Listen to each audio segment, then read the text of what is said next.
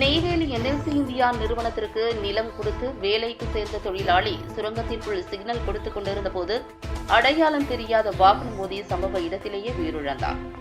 கடலூர் மாவட்டம் Neyveli NLC India நிறுவனத்திற்கு வீடு நிலம் கொடுத்தவர் மூலக்குப்பம் கிராமத்தைச் சேர்ந்த குழந்தைவேல். இவர் தற்போது வடலூர் பகுதியில் வசித்து வரும் நிலையில் கடந்த ஒரு வருடத்திற்கு முன்பு நில எடுப்பு துறை மூலமாக என்எல்சி நிறுவனத்தில் வேலைக்கு சேர்ந்துள்ளார்.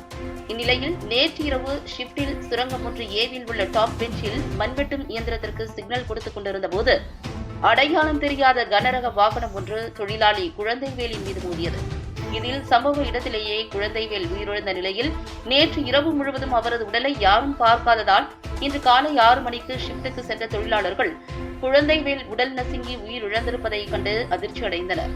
இதுகுறித்து தொழிலாளர்கள் என்எல்சி அதிகாரிகளுக்கு தகவல் அளித்ததன் பேரில் விரைந்து வந்த அதிகாரிகள் உயிரிழந்த தொழிலாளியின் உடலை மீட்டு பிரேத பரிசோதனைக்காக என்எல்சி மருத்துவமனைக்கு கொண்டு சென்றனர். மேலும் உயிரிழந்த தொழிலாளி குழந்தைவேல் தனது குழந்தைகளுக்கு அடுத்த வாரம் காதணி விழா வைத்திருப்பது குறிப்பிடத்தக்கது.